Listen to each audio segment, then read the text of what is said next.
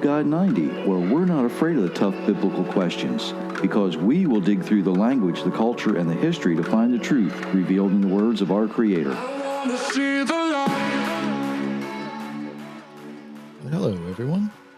Thank you for sharing part of your day with us. My name is Jerry Mitchell, your host for Forgive God 90. Myra is going to attempt to supervise tonight. Hello, everyone. I say that because even though she kind of knows where we're going with this, she also knows that when I start talking about traditions, I get excited sometimes. Oh, goodness. If you really are at that last moment where people are trying to figure out how to exchange worthwhile gifts, books are a really good one. Let me recommend to you Inheriting Lies. There's my advertisement for the day. If you like what you hear, don't be afraid of those like buttons and the share buttons. Do yourself and everybody else a favor, subscribe, hit the notifications. Gotten lots and lots of comments. Really enjoy those. It's just it's good to know there are people out there listening and paying attention to what we're saying. I do have to say, though, because we've had such a crazy day, yeah, we can say crazy. Crazy day. We're almost live. We're recording this about not quite an hour before it's going to be published, but I wanted to get this done before something drastic happens, or as Myra says, the next adventure happens. But the way things have been going today, you just never know. And we are expecting some weather here shortly. So I want to make sure that this gets out before any of that might happen. We've been thinking about the holidays and the different traditions and how traditions can sometimes deceive us. Sometimes we hang on to those traditions even though we know that they're not, fact, right? That sometimes legend and sometimes traditions and sometimes other things all kind of blend together to give us the illusion of what we're looking at. And tonight, because Hanukkah begins near Christmas, but just before, we're going to look at that first. So that's where we're going to start. And to grasp the concept of Hanukkah, you should really understand some of the events that created an environment that actually led to the occupation and the rebellion. You have to understand the language, the culture, and the history, right? So after the Persian king Cyrus allowed the Jews to return, he basically ended the Babylonian exile. Israel actually experienced a period of time, almost a couple hundred years, of independence. We can say independent. People basically left them alone. It was a type of theocracy and was governed by the increasingly powerful priests. These are often called the quiet years because there seemed not to be a prophet between the time of Malachi, right, who is the last of the minor prophets, and then the birth of Yeshua, the birth of Jesus. There was that period of time where there's just not a lot written about. However, we need to remember that there were righteous people, there were prophets, but the priests failed to allow anything to be actually official. They didn't want anything written down. They didn't want any real, I guess the best way to say it would be, they didn't want what the prophets were saying, to be written down and remembered. However, they are, just not in some of the things that most of us know about.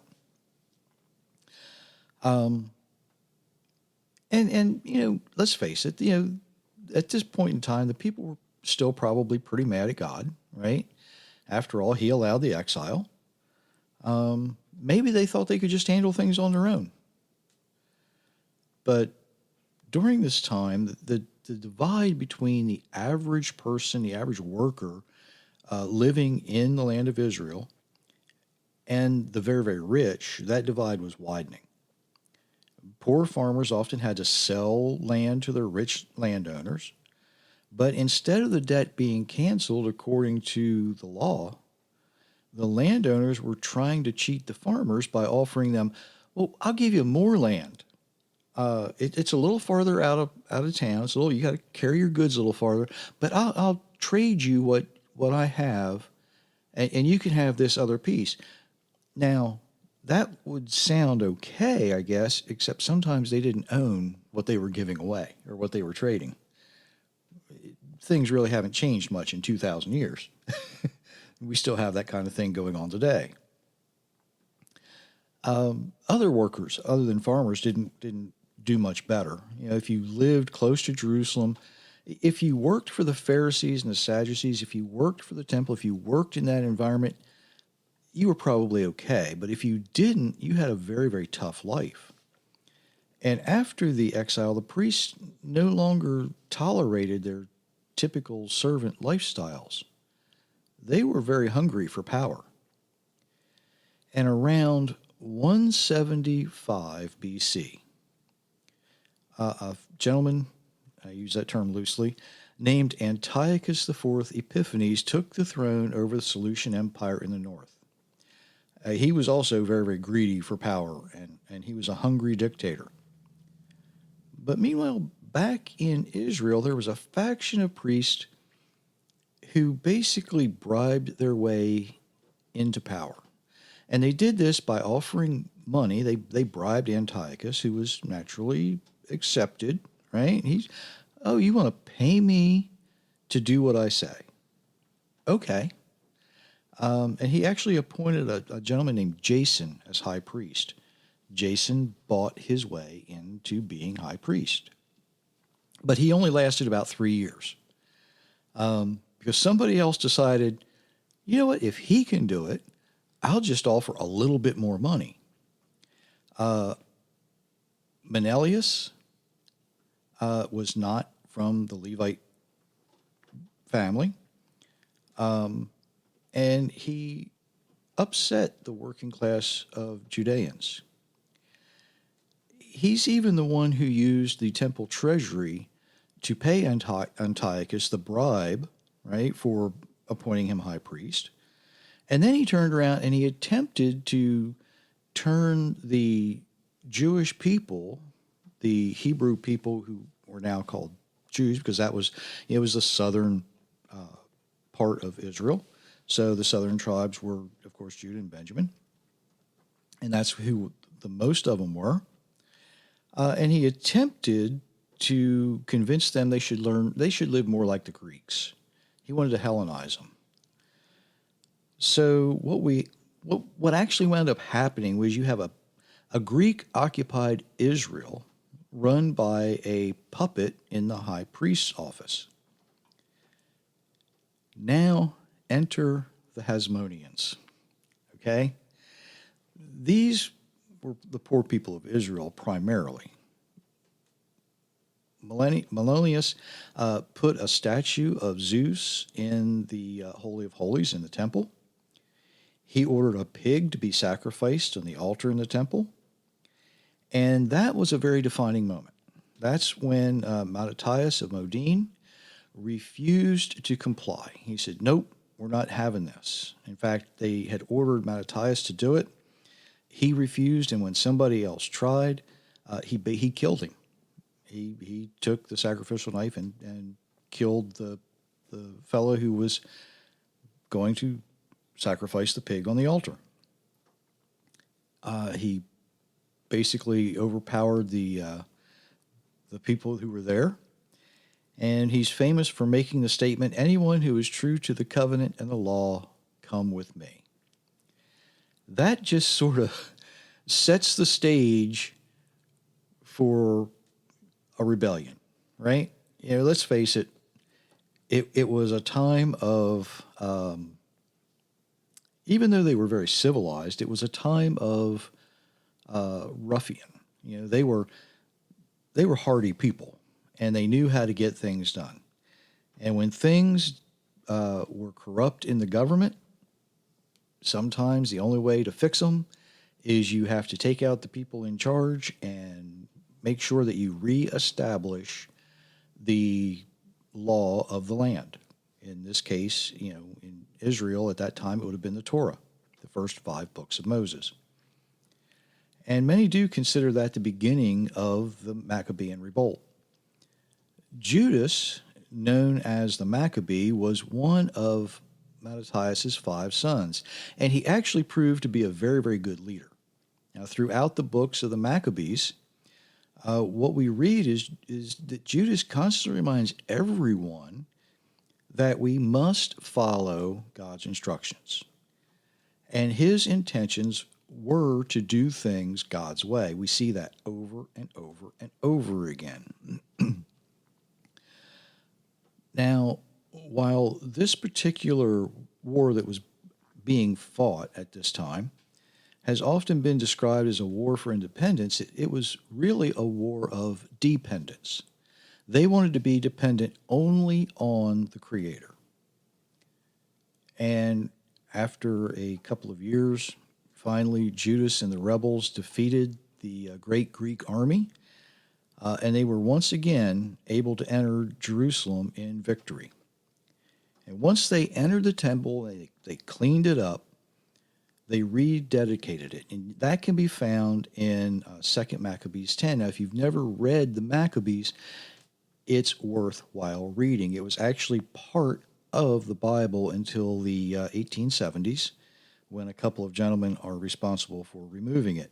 And Meyer's going to read a portion of the Maccabees after everything was completed. They had cleaned up the temple, and listen to what happened. Go ahead and read that part. And when they had done this, they fell prostrate and besought the Lord that they might never again fall into such misfortune, but that if they should ever sin, they might be disciplined by him with forbearance and not be handed over to blasphemous and barbarous nations. It happened that on the same day on which the sanctuary had been profaned by the foreigners, the purification of the sanctuary took place. That is, on the 25th day of the same month, which is Kislev. And they celebrated it for 8 days with rejoicing in the manner of feast of booths, remembering how not long before, during the feast of the booths, they had been wandering in the mountains and caves like wild animals. Therefore, bearing ivy wreathed wands and beautiful branches, also fronds of palm, they offered hymns of thanksgiving to him who had given success to the purifying of his own holy place. They decreed by public ordinance and vote that the whole nation of the Jews should observe these days every year. Such then was the end of Antiochus, who was called Epiphanes. Isn't that amazing?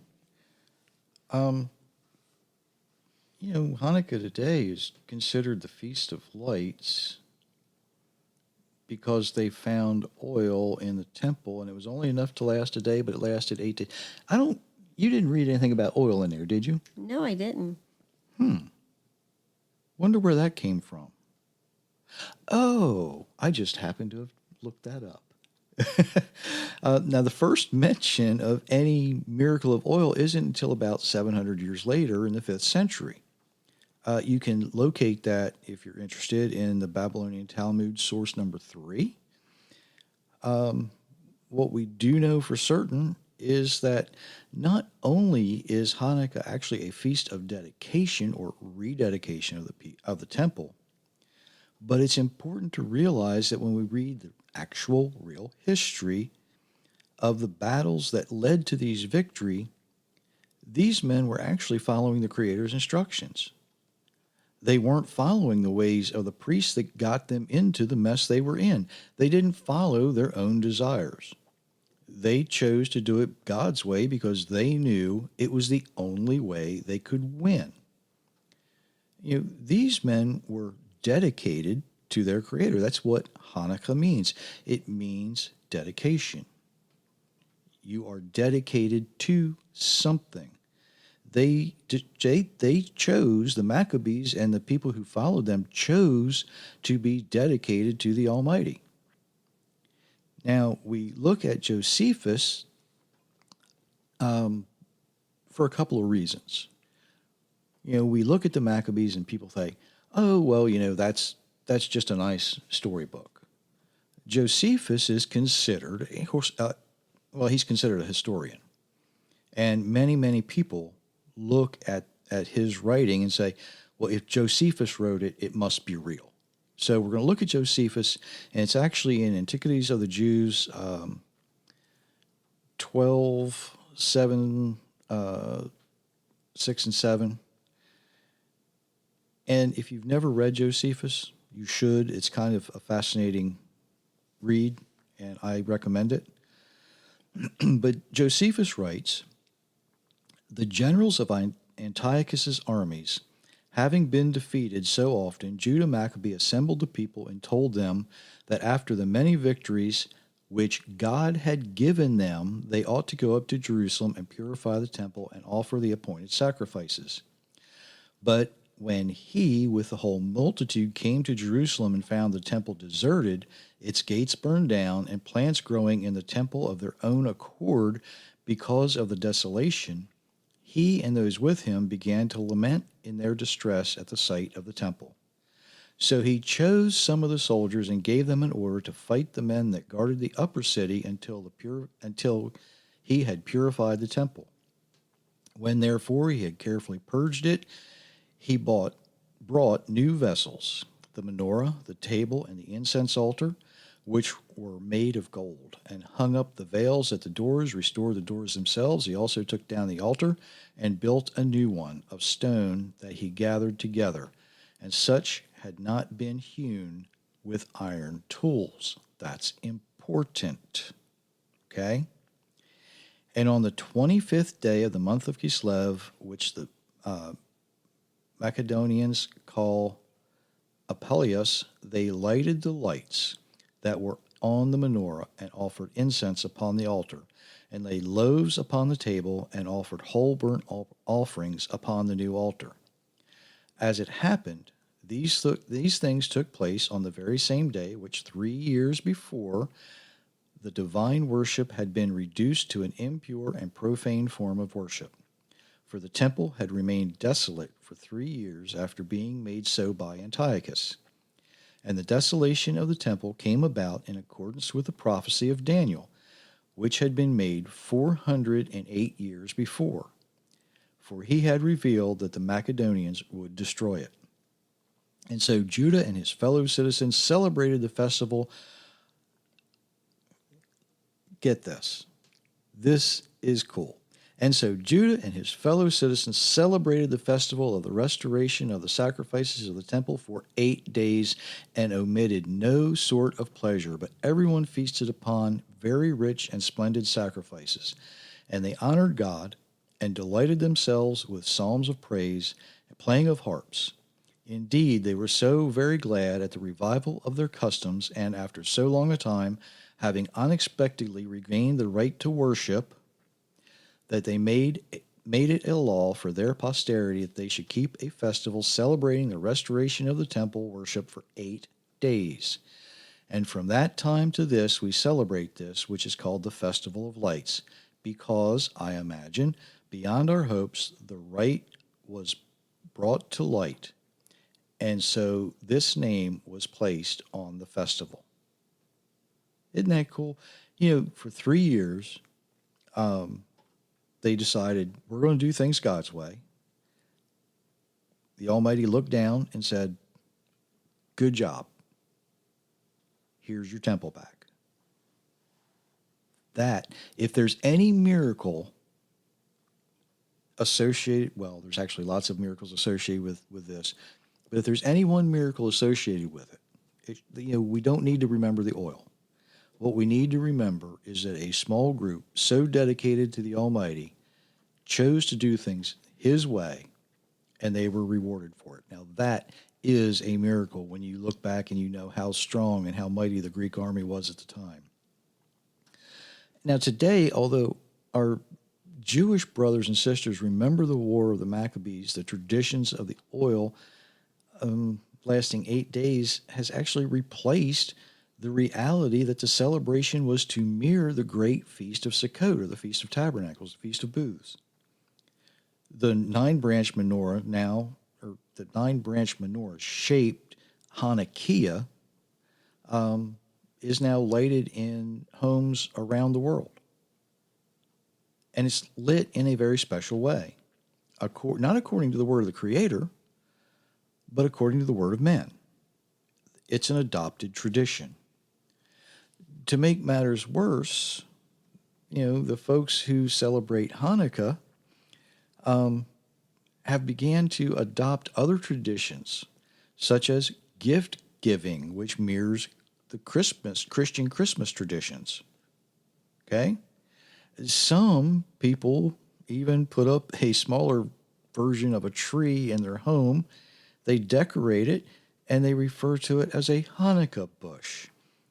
And I have actually read some adorn it with yellow lights to make it represent the burning bush that the Almighty spoke to Moses through. Do you see how these traditions can be deceiving? Right? I mean, seriously, folks, think about that. There's no mention of it in any of the real history. It's all things that have come along. And while these deceptive traditions may seem harmless, some may even seem fun, the reason they're dangerous is because they tend to replace the original meaning of the celebration. If all we think of is the miracle of the oil, we forget all of the other smaller miracles that allowed the victory. All of the times that the entire Hebrew army would fall prostrate and pray for hours, waiting for an answer, waiting on the Almighty, waiting on their Creator to tell them which way to go next, how to follow His path. Isn't that amazing? And I'm going to say something here, and a lot of Christians are going to be upset with me, but a lot of them already are, so it's okay. Peter writes that Yeshua, Jesus, is their example, right? We should do things like He did. Well, John chapter 10 records Yeshua, Jesus, at the Temple Mount, walking around in the area known as Solomon's Porch during Hanukkah. So why don't Christians follow the example to celebrate Hanukkah? Well, they say it's only for the Jews. Hanukkah may be considered the feast of dedication, but the events that led up to it are filled with miracles. How this small ragtag band of people, completely devoted to the Creator, completely dedicated to the Creator and His Word, they overcame the mighty Greek army. Everything they did as a result of prayer and following the Creator's instructions led to their victory. Now, these miracles would not be possible if it was not for their obedience. If not for their obedience, Hanukkah wouldn't be possible at all. There may not even have been a Jerusalem as we know it now, if it had not been for their obedience. The stories of the birth of Yeshua, Jesus, they'd be changed dramatically if the miracles that led up to the rededication of the temple had not happened. Had you ever thought about, if something slightly changed in history, it would completely change the way we remember it? It's happened, even in the short history of the United States. There are things that if one or two people would have done something different, it would have completely changed history. So I'm going to encourage Christians to learn the real story of Hanukkah. Not what they think it is, not what some people might try to convince them it is, but read the Maccabees, read Josephus, understand that this was a series of miracles, not just one. This was an entire small group of people. I made it sound a lot bigger than it was. This was a small group of people who were so dedicated that the Almighty used them to defeat the mighty Greek army. Christians, I'm going to encourage you to follow the example you claim to follow. Okay? If you truly are the Christians have that song, what is the name of that? I want to follow Jesus. Onward Christian Soldiers? No. It's been a while since I've heard it. Anyway, they say they want to follow, but they don't do the things he did. I'm going to encourage you to start doing the things he did and observing Hanukkah. And you don't have to go all out and have the traditions with it, but learn about it, what really happened. You can observe it without being caught in the traditions. And if you do, I would imagine that you will find yourself being more dedicated to your Creator. Hopefully, you've learned a little something about the history of it and how deceiving some of the traditions that are associated with Hanukkah can be. Now, on Monday, yes, I'm going to pick on Christmas. Not the way you might think, all right? We're going to look at how Christians, instead of celebrating the birth of a child, have incorporated many, many secular and pagan traditions to associate themselves with it. So, I'm not going to stand here, or I'm not going to sit here and harp on you. I'm just going to tell you that some of your traditions, just like the traditions of Hanukkah, may not be as pure as you think they are. So did you have anything you wanted to say after I got done? Everyone, have a good evening, and we'll see you on Monday. And as you get prepared for Hanukkah, I guess, now that we know why we're doing it. Okay. Until Monday, many, many blessings, everyone.